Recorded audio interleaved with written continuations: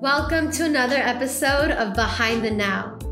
Today, I get to chat with producer, screenwriter, poet, and top networker, Erman Baradi. Named a top networker in Hollywood by the Huffington Post, Erman originally started his career and network from Virginia before making his way to LA. Listen in to learn about how Erman originally created his incredible, ever-growing community, leveraging social media, his people skills, and just genuine passion, as well as Erman's craft and process as a screenwriter, poet, and overall true creative.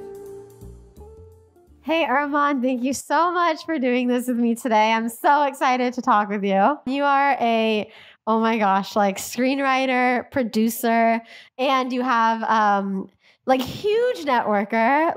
We'll get into all of it. Yeah. But first, how did you even get into entertainment? How did you get into it to begin with? What made you even want to go into it? Yeah. Yeah. Talk about your origin. I love sharing the story because it takes me back to childhood. Okay. I'm Filipino, so a lot of times people like me, we have the healthcare route, right? Okay. And so sure. when I was a kid, that was the trajectory. That was what I was expecting to be and what other people expected me to be. But throughout childhood, I always had a fascination with movies, with television, and just creating stories. I was a part of the gifted program in middle school, but then I what's funny is so throughout elementary school, to go back a little bit more, I was killing it. People thought I was the teacher's pet. I would always, as a student, you were my yeah. grades were always good. I was astute, I guess, whatever. I don't even know, what does astute mean? Whatever that means, I was astute. That's what I was told. Oh, I see. Yeah, astute student, whatever. Yeah. So, but when I went to middle school, they put me with the whole district came together and put their smart kids in the program, right? So the middle school we went to was a magnet school.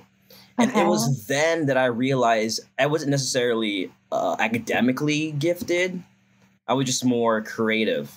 And I guess I had a way of memorizing things. Maybe I can't remember, but maybe I was what's the word that the actors have? It's photographic memory. Yeah. What you're thinking? So I think I was good at taking tests in elementary school because I just had a good photographic memory. Mm-hmm. It wasn't because I actually got the material. Interesting. So you could do well on a test without from memorizing, but not necessarily understanding. Yeah. Okay. It's memory. Yeah. So I didn't understand I didn't understand the subject matter. It's just memory. and then in middle school, up against these other gifted kids, I didn't excel as much, but I found myself more intrigued in the storytelling aspect of English class. Oh, I love English. So I killed it in English, but everything else just was just bad. I was bad at math. I was bad at science.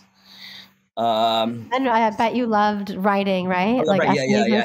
Okay, me what's too. Funny was, and I tell people this, what's funny about my English classes was that my teachers loved my writing. Not even necessarily that I was good at grammar or good at structure or any of these rules, right? More so the storytelling. Yeah, I love that. I know what you mean. Yeah. So that stuck with me throughout middle school. I was a little shy, so I didn't really take acting classes. I wish I took at the time. I wish I took theater. Okay. It would have prepared me better later on in life. Huh. But Why? Why do you say that though? That's in retrospect. Because it would have broke me out more a little earlier. It would have made me more comfortable early on. Okay, that's what you're saying. Because now, you're very good with people, but you're saying that took time maybe to develop. Time, yeah, for sure. That's okay. Yeah. So I wish I took those classes in middle school. High school came about, and once again, I was on the trajectory of being in the health field, because the high school I went to was catered towards students who want to take that medical route. Okay, interesting. Where'd you grow up again? I mean, Virginia Beach, Virginia. Yeah. Okay, cool. Virginia. I knew that, but I realized we didn't say it. So just people can picture. Yeah. Mm-hmm. Okay. So I was an East Coaster. So halfway through high school, same thing. I was like, I don't really want to do this. I'll stick it out for the whole 4 years of high school. Yeah. I knew that I wanted to go to film school at the end of the day. And my parents were cool with it. Okay. Oh, amazing. So that was cool. And so, did the whole film school thing. And not to talk about the film school I went to. It's just that I felt like I didn't learn as much for those 4 years that I could have. And part of it was also my fault. Like, I'm just overall a bad student. Yeah. It's hard for me to sit down and learn something and other people tell me than just do it myself. So yeah.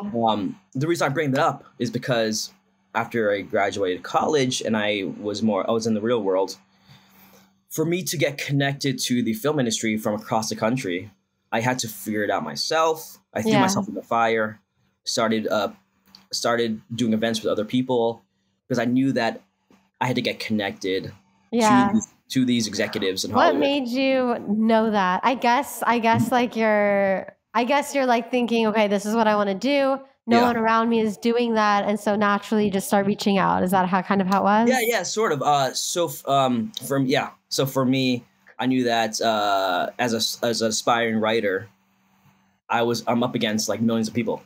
Yeah. Right. Okay. So to stand out, how do I stand out? Oh, yeah. Let's do Hollywood events. Mm-hmm. So that way I come across as more of a I'm inviting these people to events rather than, hey, read my script. That's smart. It's like so yeah, and it's so it's basically a way to like genuinely foster a relationship, you know? Exactly. It's like the first step. You meet them face to face, because if you're a writer and you're trying to, I mean anything in this industry, but you're trying to meet people, it's like everyone, like 99.9%, it's like sending a cold email. But if the first thing is, hey, like I have this event, you're offering value from the get-go. You're not asking for something. Yeah. And then if they come or whatever, you're meeting. And even if they don't come, you started an introduction that's already different than anyone else. Like even if it takes time for you to actually meet them, they already know, wow, this guy always is like doing events and he's a writer, and like they already know that part of you. Exactly. That's so fascinating. It's so smart. Thank you. Yeah. I mean, don't get me wrong, and I don't want people to think that when we say screenwriter and producer, I don't want people to think that I think that I'm like super made. I'm like, I'm not I'm still like anyone else is trying to pursue it, right? Yeah. I have a lot of these connections fostered. It doesn't mean that like I can just text them like, hey, give me $1 million to fund my movie, you know?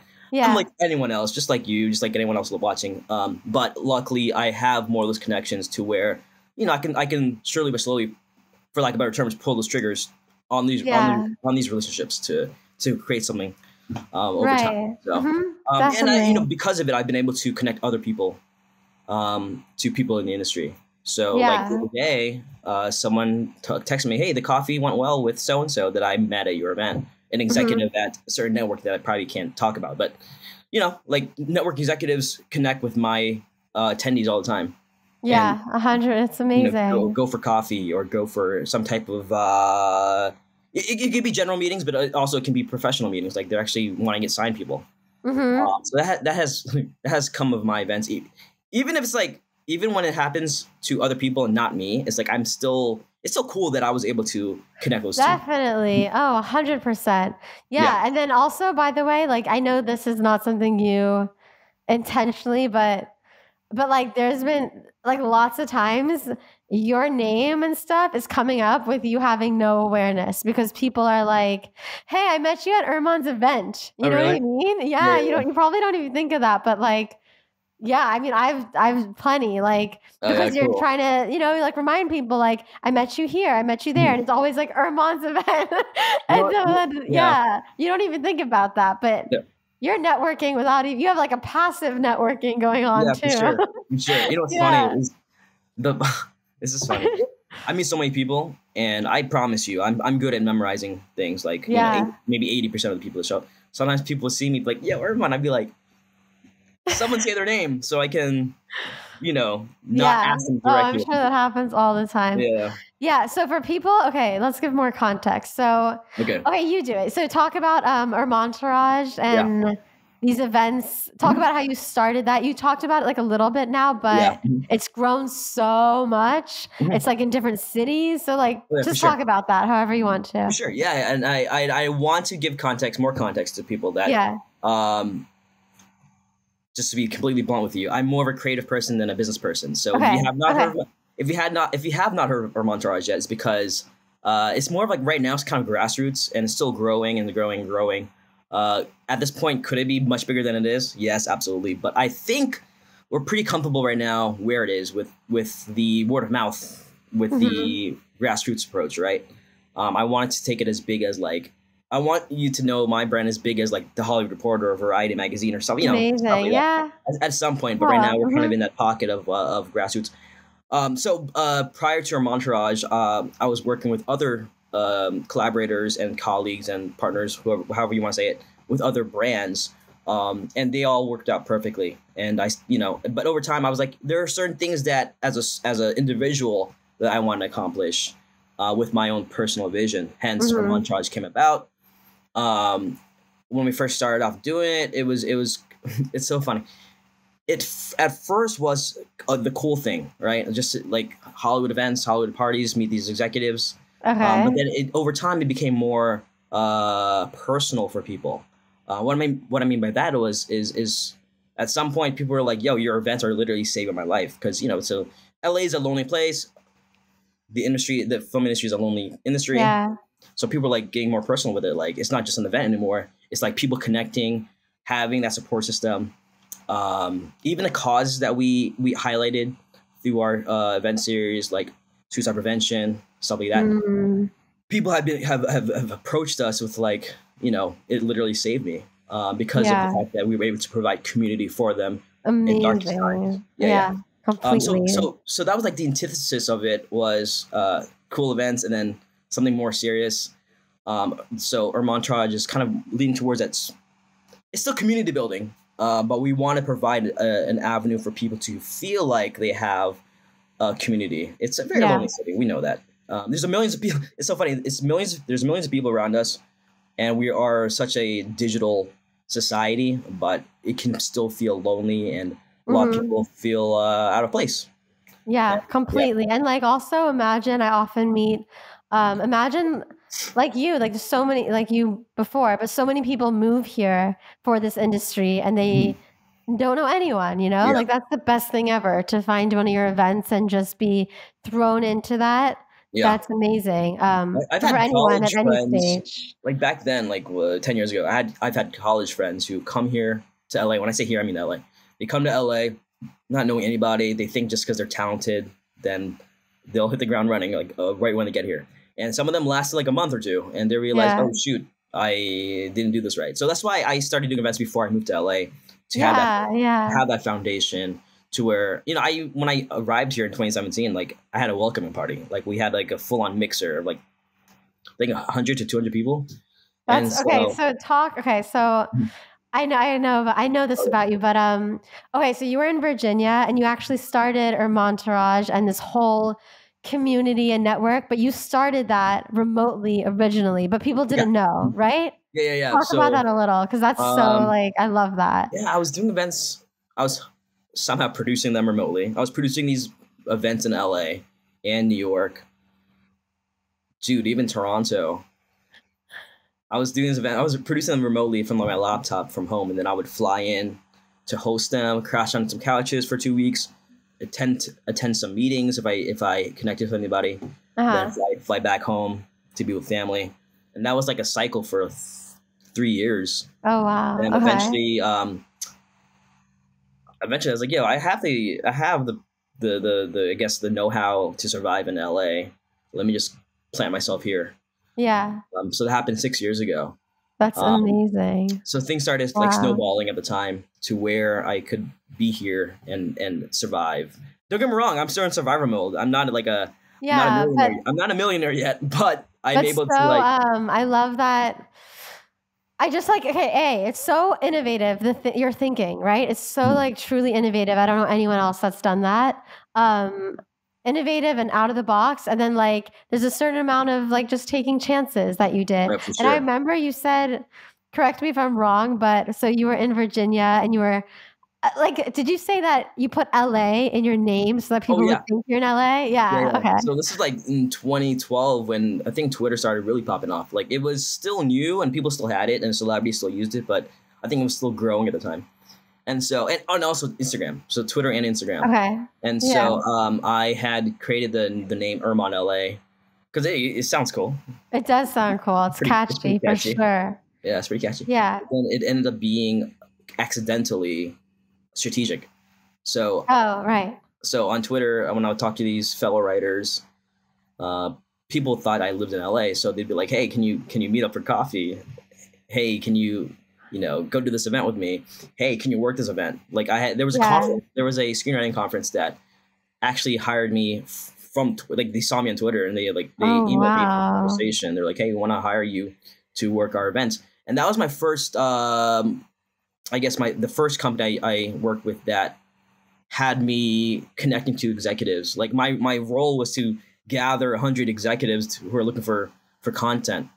Yeah. So oh my gosh, that's so cool. And mind you, like my role was to gather 100 executives, and I'm there in Virginia. Like, hilarious. So I had to really think of how to strategize gathering these people, and part of it was using Twitter, using IMDb Pro, using like Instagram, like DMing them, hopping on LinkedIn and following people until I max out. Like, how you're on LinkedIn, it maxes you out at some point for the week. Like there's like a weekly max, right? So I just kept adding people, and so I was trying to use all these platforms to connect with these executives, and so Erman LA was that starting point of people paying attention to my social media. I'm not by any means like an influencer. I don't have like 1 million followers. It's just 20,000. But it started off with people thinking I lived in LA, so that they started connecting with me. Yeah, that really was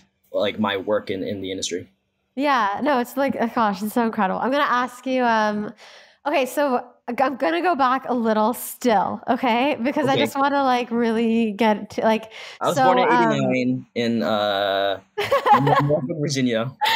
That far back. No, I mean like okay, so from Virginia, like I'm just imagining that basically no one like in the industry really, but you want to do this. Did you just start? Like, what did you really do to get? I know now it's huge, and you like probably take it now. It's like nothing to you, like second nature. But back then, did you just start like looking up people you admire and like reaching out to them? Oh, for sure. Okay, so.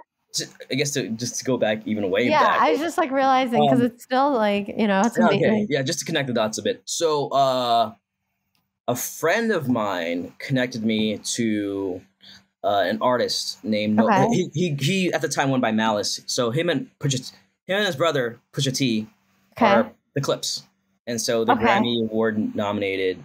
They're huge. And so Malice, one of the brothers, he goes by No Malice now. He started, so my friend from college introduced me to him to do some vlogs with him. We hit it off.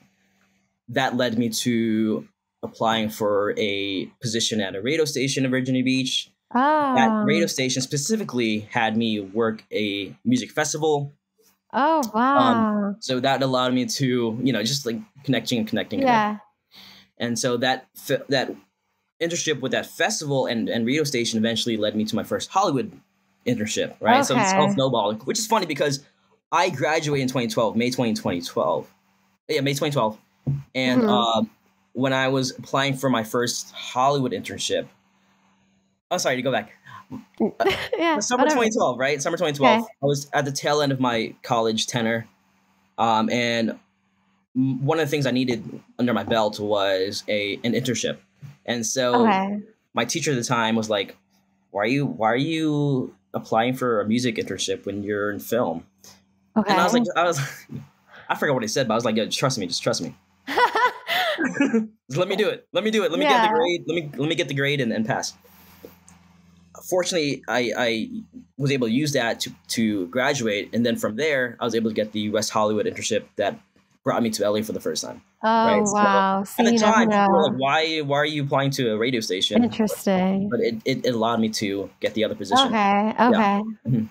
Okay, amazing. And then like your level of networking seemed like it started as like the first kind of seed was when you were hired to get like 100 executives together. Was that? Okay, I get it. I totally get it. To go back, Yeah. Radio, festival, Yeah. West Hollywood internship that ended, and then I was like, okay, Erman LA.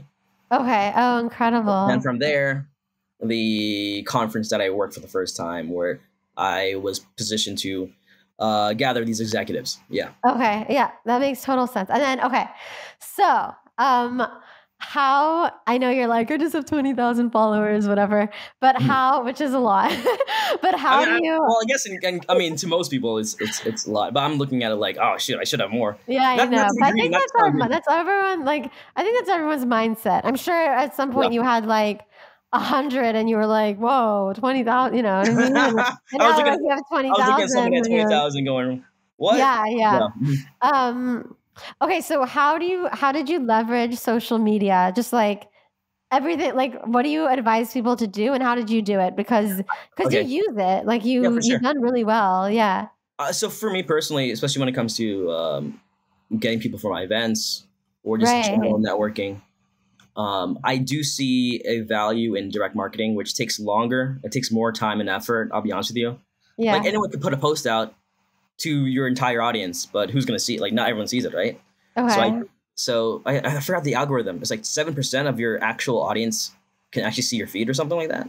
I didn't even know that, but I believe you. Yeah. Okay. So like I can have 20,000 followers, but like you're saying, when you post something, only like 7% of them actually have the chance to see it. How? That's so weird. I thought like when you post something, I might be wrong. No, but I'm sure you're right. Like I'm sure there's someone who works in social media might go, like, what's he talking about? No, but I believe I mean, Instagram needs to make money, right? So they have you buy ads.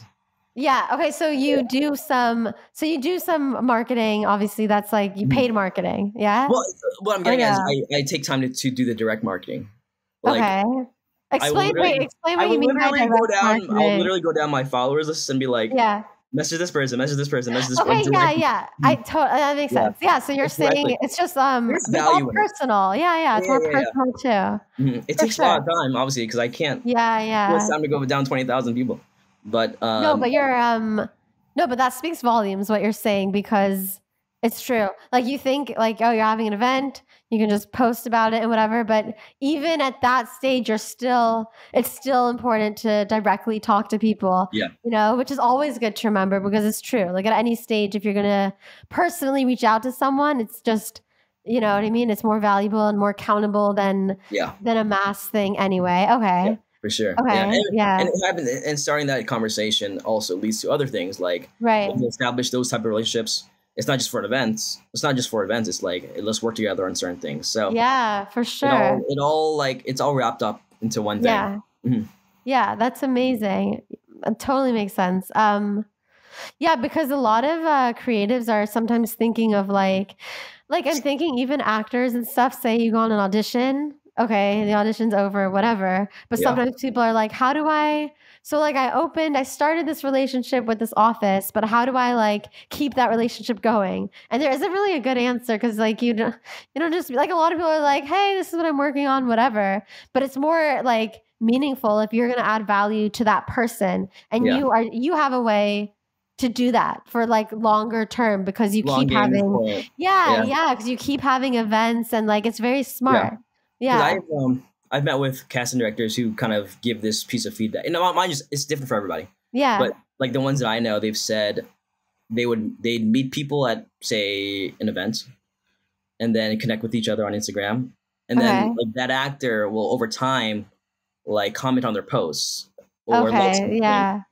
And it's not like immediately like, hey, I met you last week, can I get an audition? It's like they're constantly seen on their feed, because they're liking their posts, they're commenting without being too pushy, just being regular people. Right, just being genuine. And that's a good thing to remember too. Like, you know what I mean? You make these connections with people on social media, and I feel like I don't know, but sometimes I'm just like, I don't know, like it's important to actually be engaging on it too. Yeah, for sure. You know, not just like every now and then catch up, okay, whatever, you know?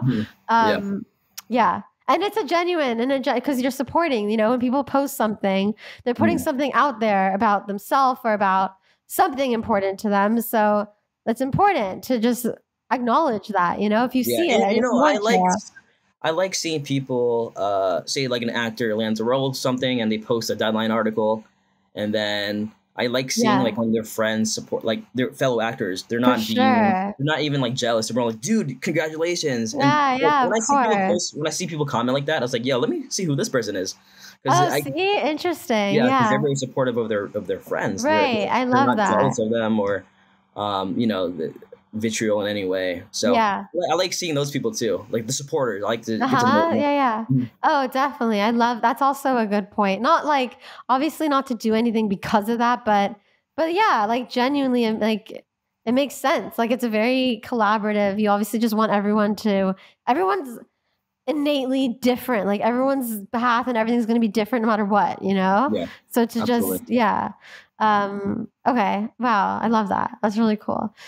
Okay, let's shift a little bit. I think. Do Okay. you have anything more you want to talk about regards to the networking side? Because you are brilliant. I mean, like any wisdom you have on that.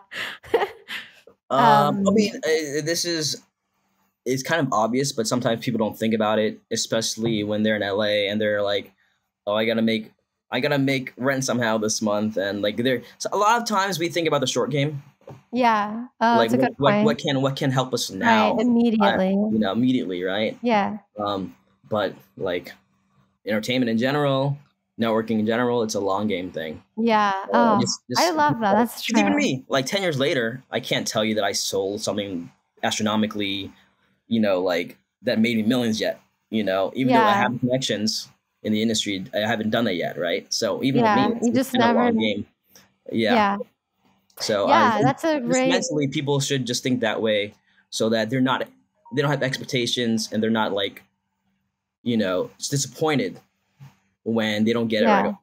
Yeah. Oh yeah, absolutely. It's just it really comes down to like it's people and working with people and Mhm. it's always going to be like it's long term. Yeah, it's like building those relationships, not even like building, but just like creating genuine friendships and some will click and last more than others, you know what I Yeah. mean? But you just never know the reason. So you can't just be yeah, that's a great point. Like, of Yeah. course, yeah, to not be too attached to an outcome or anything. Like, rather just know, oh, this person's cool. I'm glad I met them. Yeah. Bam, you know? When I meet casting directors at these events and they bring like their buddies with them, a lot Yeah. of the times those buddies are not other casting directors. They're actors. Oh, So interesting. I'm like, and I like to ask them like sometimes. I like to ask, how do you maintain like genuine friendships in LA as a casting director? Yeah. When all these actors probably want to get to know you because of other Right. reasons, right? But I mean, and everyone, like I said, everyone has a different answer. But a lot of times they tell me, it's like, well, this person showed they genuinely want to be a friend and not just Yeah. use me to be cast for something. Yeah. Mhm. Wow. That's interesting. I mean, it makes like, of course, but it just shows you like people are very real and Yeah, people can immediately smell from miles away someone's intention. They just, you yeah, know for what I sure. mean? You can. Yeah, Um, even when it comes to like work with somebody versus like, I want to date that person. Like you yeah. can just tell. Yeah. Wow. I'm sure Yeah. I mean, I'm sure you've come across it a lot. Yeah. That's so yeah. Just I Mhm. guess like everything across the board, you know? It's like Mhm. even actors when you can tell when something's like really like real versus like a little like off, you know? Like Yeah, I don't mean personally, I mean even in the work, you know? yeah, for sure. Um Mhm. yeah. Okay, interesting. I love like it's always good to remember that. Okay, so shifting a bit now into screenwriting. Okay. Talk about Talk about like so you've always loved writing, it sounds like, and always been a strong Yeah, writer, even in sure. English and Yeah, everything? yeah. So I was always finding myself like writing stuff, writing Okay, like your own scenes in my creative notebooks. I Like love that, I cool. remember like I remember my notebooks in middle school, like science and English. Oh, sorry, science and math. And Yeah. sometimes I'll slip in there like you'll see equations on one page, and the next page is like storylines, Yeah, oh, wow. or blocks of dialogue. Mind you, that they That's weren't good. They weren't good incredible. because I was like seven. No, No, but I was still, like in seventh grade. But like, yeah, it would just be your like mind was working like ideas. that. Yeah, yeah. So that was the first thing I wanted to do was be a writer, and then Okay. that kind of shifted in high school when I started doing like poetry and winning poetry contests in my high Oh, school. you do poetry. Yeah, Okay, yeah. yes, So yes, yes. when I was like 10th grade, 10th 11th grade, like my name would be heard on the speakers like once a month because I would win the monthly poetry contest, and people would be like, so cool. "Him again?" When is it my turn? I guess I'm good. We're creative people, so sometimes we in the back of our heads we believe we're good, but don't really know it. For sure, it's always so, it's a process of I might like my stuff or might hate my stuff, but other people might perceive it differently. Yeah, subjective. It's always subjective. Yeah. So I was screenwriting, doing poetry, like nowadays, and nothing professional. Like, I'm even segueing into songwriting because that's still part of the storytelling process. So I've written a few things for fun with friends, and I do want to explore that more. Because even as a screenwriter, I do want to be involved somehow, if I could, with the soundtracks to whatever I'm writing. Because the soundtrack ties in with the story of the movie. Completely. Like music is a huge part of the storytelling. Yeah. So it's so cool to hear that when you were first writing, it was coming to you often as dialogue. Because I always I love writing. I was always a very strong writing. Yeah. But so originally when I was young, I the very first thing I think I would write songs. Okay. But in school, I loved essays, academic essays and everything. Yeah. Really? Really, yeah. I was Gross. Yeah, because I loved analyzing a novel. It's the kind of thing in college I could stay up and be in cloud nine writing an essay from 11 p.m. to 6 a.m. Wow. Not because it's due the next day. That could be in advance. You know what I mean? Wow. You're different people. but I love creative writing too. But I guess originally it was that because it was for English and stuff. I utilized my creative writing when it came to academic writing. So you know how essays would be 500 words minimum. I would take something that was actually 250 words and kind of somehow stretch it out to fit 500. That was the creative side of me. That's hilarious. I would be a little bit, okay, if anything, if there's a 500 word limit, I would write a vomit. I'd often have to work backwards in the sense of, say when you're younger, sometimes you would have to submit an outline and turn it in and then turn in the essay. Yeah. I would have to almost write the essay and then keep restructuring it, work backwards to get to realize what the outline is and then do the outline. So what you were just said, you would have to creatively get to 500 words. I would have to cut down from beyond 500 to make it more succinct and be what's really integral to this, you know what I mean? Anyway, gotcha. It's interesting though. Okay, so what kind of stories are your favorite to write? If you have if you have a favorite genre, and what's your writing process a bit? I guess those are two different. I do enjoy crossing genres. Yeah, cool. So I think it could be a dark comedy mixed in with a horror film. It could be, and anything obviously a lot of people nowadays would they like to mimic him, but you take something like Tarantino, where it's a mixture of violence and action and drama. It's I like mixing things, right? Yeah. Specifically, I have a tendency to write drama and comedy. Okay. Together. Yeah. Comedies. So cool. Yeah. Awesome. Yeah. Sometimes I go a little dark too, dark comedy. Okay. Awesome. Yeah. So if you can speak to this at all, what is your process sort of like? Do you tend to, some people, writers seem to be more character driven and some are more plot driven. Do you start with an outline? To what extent do you have an outline? Do you have a routine even with writing? Anything, you know what I mean? I used to hate outlines, but nowadays, the more into writing you get, the more you understand how important they are. Yeah. Okay. But sometimes I start off with, if I create a scene in my head, then the movie starts off with this, it starts off with that particular scene. Yeah. So I may think of a random scene and go, oh, how can I make this into a movie? How can I it organically kind of, you have the thing that comes to you, but then you organically build so why is he here? What is for sure. Well, like, Yeah. let me give you an example. Okay. In your favorite movie ever, what is your favorite scene? Like, do you have a favorite movie and a favorite scene? I don't probably truthfully have a favorite, but I could always like come. You know what I mean? It's like always Like, like the well, last thing. what's a memorable scene that comes to mind right now? Pretty From anything. Woman. Pretty Okay. Woman. Even like the opening or like Okay. the opening and the closing is like similar, you know, Okay. and you know, like the homeless guy. Yeah. Okay. He's like everyone. I love like I don't know like that one line.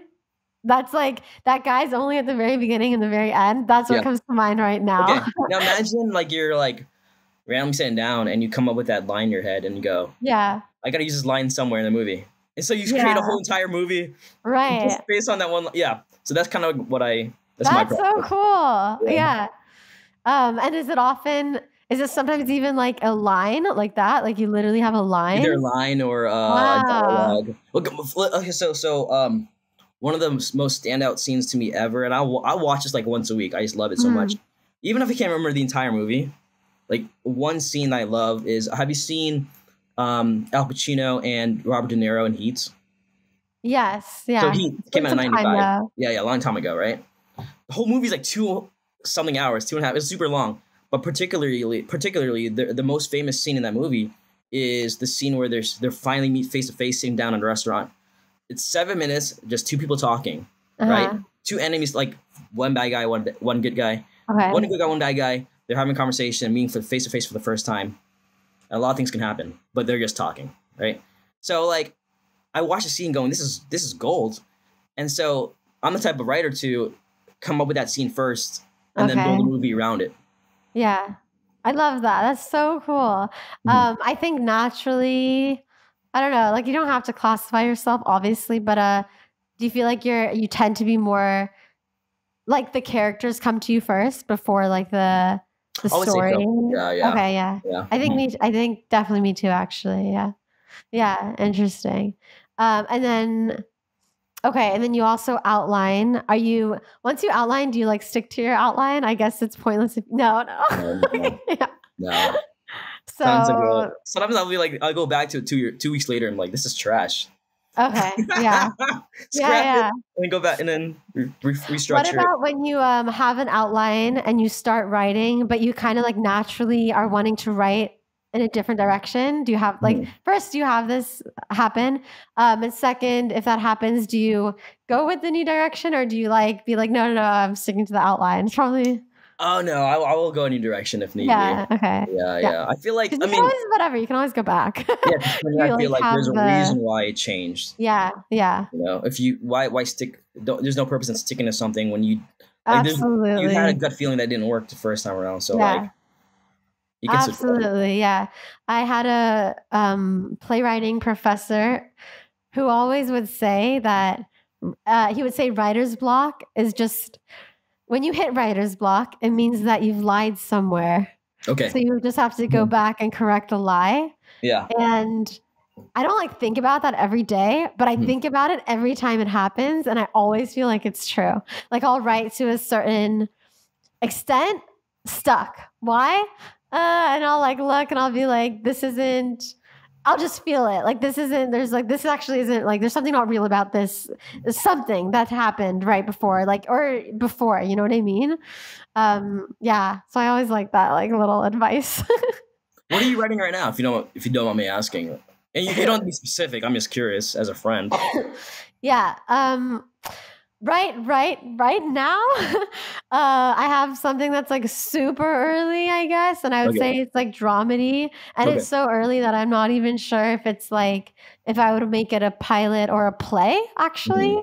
It's kind of, I sometimes naturally keep like envisioning it as a play, but I'm not sure.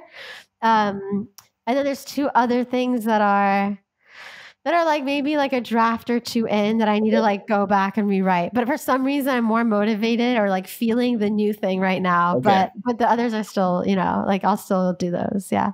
Okay. Yeah. That's another thing. Do you tend to work on one project at a time or several? I can't. I don't know. What's the word? I don't know, but I know what you mean. So you're saying my attention span. Yeah. Can't So limit. you I know work like on a few at a yeah, I time. know some people say it's better to stick to one thing. Some people say explore the other things you want to write. Yeah. I'm more in the latter, more so because of my attention span, not because I chose that route. Well, I think it's good sometimes because it allows each thing to kind of breathe. Because, like, if you're working on something and you kind of get to like a certain point and it's like stuck or it's like you're not sure like what to Yeah, do for sure. next, to give that space, like, it's good to step away from it. But now it's like when you step Absolutely. away from it, if you have this other thing you're working on anyway, Mhm. that will give you a break from that one, but you're still being productive and doing this one, you know? So I Yeah. think that's cool. But you also write, like, you write poetry regularly too? Yeah, yeah, and Yeah? that allows me to stay creative in the in between. When I say the in between, Well, I mean yeah. like the weeks that go by where I'm like I'm not motivated to write a screen like to touch my screenplays Yeah. because it happens. Like we just don't. Sometimes we just don't feel like writing. Yeah, So, you but can't, how like, do I? fabricate some like, it Yeah, for doesn't, you know sure. what I mean? Yeah, you have to I write tend what's to like, write. I tend to write poetry daily. oh, wow. Yeah. So like That my is like really like cool. don't screenshot this, but like look like oh I can't even Yeah, like I my can't even notes. see it. Oh, I see. Yeah, Those yeah, are your notes in your phone? yeah. Poetry. Oh, I Um, love that. How beautiful. it could be full on poems, or it could be like lines at a time each day. Someone said, I'm sure everybody says this, but like to write daily. It could be a line. It could be fluff. It could just be it Yeah. could be a paragraph in your screenplay that doesn't make sense right now, but you can always fix it later. For me, it's Yeah. also I if I don't do that, I write poetry. Yeah, as you're saying, in terms of consistency of writing every Mhm. day, right? Yeah, Yeah. yeah. So like, right, exactly. Like, it doesn't need to be like 20 pages a day. It's like some days it's going to be like a few sentences. Some Yeah. days it'll be more, but you wrote. That's what you're saying, right? Yeah, Exactly. Yeah. yeah. I think that's important. I've heard that too. What do you think of? What do you think of the, or just, you know what, based on your personal experience, you know how Yeah. some, you know how there's like people out there that say, write what you know. What do you Yeah. make of that? And do you agree with it? What do you I feel? agree to an extent, but Yeah. also I think it's fine to explore what you don't know. Yeah, of course. Yeah. Because Okay. it's always fun to dive into things that are mysterious to you. Yeah. Like Yeah. we Yeah. read about vampires and werewolves, and I don't know like Exactly. what do you Exactly. actually know about vampires and werewolves? Exactly. I think, okay. Yeah. So I would say, I know it's like such a weird thing for people to be like, but I think it's how you interpret it, how you interpret what you know, Mhm. because you can write about something that doesn't exist at all. It's not like you know it literally, but you Mhm. know it. You know, like the universal truth that's there. That's Yeah, why you're wanting to write it. You know what I mean? I love it. So I Yeah, think it's absolutely. like, yeah, I think you know anything that you're wanting to write. That's why you want to Yeah, write it. absolutely. Yeah, Yeah. I think it's cool when we don't know things because we add our own Yeah. like well Yeah. we add our own thing to it, not just Yeah, and also there's always what research, yeah, like, for things you really, really don't know. I mean, you can research anything today and, like, you know what I absolutely. mean, also. Yeah. Um, all right, amazing. I'm gonna ask you, is there anything else before okay, so I'll ask you a few just, like, fun random things, Okay. but I feel like you're full of Are you putting me on the spot? knowledge and experience. No, so I'm just saying, like, is there anything else that you actually wanna put out there before we get to that? No? You're good? No. Okay, good. I mean, you know what's so funny? There's probably a million things I can think of, but right now, in this very moment, on the I spot, know, I'm I like, what know. do you talk about? I Like, know, I'll maybe you can put them probably, in the links on the yeah, page. yeah. Yeah. Okay. I'll ask you that too though still. Yeah, I know. I'll probably, like, after this, I'll be like, "Oh, I could have asked, I Yeah. really You know, like could when have you ask so somebody their favorite much." show, and they're like, because you're Yeah. so on the spot. You just forget Um, everything. Yeah. okay. All right. So, Erman, what is your most used emoji? Like when Probably you the text thinking one. or, oh, okay. Yeah. Interesting. Hmm. Cool. Um, With the okay. monocle. Like the, Yeah, yeah, I totally. Oh, yeah, yeah, not the one with the. Okay, cool. mhm. That probably means you're thinking a lot, or Yeah. people ask you things a lot, or And something. my biggest expression is, hmm. Oh wow, that's funny. Okay, cool. What is there any? Do you have any weird skills that maybe people don't realize? Oh, risk That's a hard one. That Weird is hard talent, enough. weird skill. You could say no. Oh, I mean, yeah. this sounds gross. And obviously I can't do it all the time, Okay. but I can vomit on cue and cry on cue. Wow. Yeah. Vomit without putting your hand like. No, yeah. I just think of something gross. Oh wow! Don't do it now. Yeah. I won't do it now. Yeah. When I say vomit, I don't mean like chunks and chunks and chunks. I just mean like maybe a little bit of. That's pretty crazy. Like like you're triggered very easily the second it's in your head. Yeah. Right? It just shows you the mind is everything, huh? Yeah. Okay, and then I can cry like 80% of the time. Like not all the time. But if someone was to go, "Oh, my cry," I'd be like, "Whoa, whoa, whoa!" But like, you need to like be relaxed and if I'm relaxed, I can cry. Yeah. In like seconds. Yeah. Okay. Wow. Okay, and then so this is called Behind the Now. Yeah. But I always ask, how do you be the now? So that's up to your interpretation, but yeah, like how do you stay present, or if you don't do anything like consciously, when are you present? Totally, however you want to answer it. Be the now. Okay, going back to the mentality of having a long game. Okay. That's perfect. When I think of being the now, I think of someone who has a bunch of problems out there internally, family, professional, financial. Being the now for me is, when I hear that, it's having all these problems but not letting it get to you, because you know that long term it'll be fine. Oh my gosh. So with that mentality, because a lot of people will be like, "Yo, how are you so freaking cool as a cucumber?" I'm just like anyone else with a lot of problems. Yeah. But I just know that in the end, it won't matter. Like there are things that absolutely. There are things that get fixed over time. That will take time, and we don't see it right now. We don't see the finish line, but it'll take its time. And so that's the mentality I have when I'm like. And don't get me wrong. I there are episodes where I scream. Of course, I'm like, or I scream or cry or like, shake my fist at God. Yeah. There's plenty of those moments. Yeah, for sure. But generally speaking, people were like, "Why are you so cool?" And it's because long term wise, I just think of all these issues, and they will be gone one day. Like these issues that we have right now. How am I gonna pay rent? How am I gonna pay for a meal tomorrow? Like, I'll figure it out. Yeah. Where will my career be next year? I don't know, but I can do my best. Like some things that I just that are most of our problems, but I just don't see it as a forever problem. You nailed that. Like, that's true. So you're speaking to just faith, just faith. And also like everything really is temporary, and to not get like, so I like to think of it like this, like the things that we see and that we deal with on a day to day is just like a tiny percentage of the big picture of everything, of your life, of literally everything, but to remind yourself of that, because sometimes it's so easy to get obviously like anxious or in your head or even like depressed, but to kind of have that bigger picture all the time and be like, if something's not going well, like, it's not the end. It's everything's temporary and everything changes. Yeah. I mean, literally, look at like COVID, which no one anticipated. I mean, like anything, right? Could happen at any point. I love that. I really love that. Thank you. Really, I was waiting for somebody to ask me that question. Sorry? I was waiting for somebody to ask me that kind of question. I had to say it. No. It's all off the top of my head. I'm kidding. Well, I do feel like you seem to think of stuff in general, because you do have generally, right? Like if you're pretty positive and stuff in general and people are saying like, how are you so whatever, that's huge. It's important. Your mindset it's a big thing, Absolutely.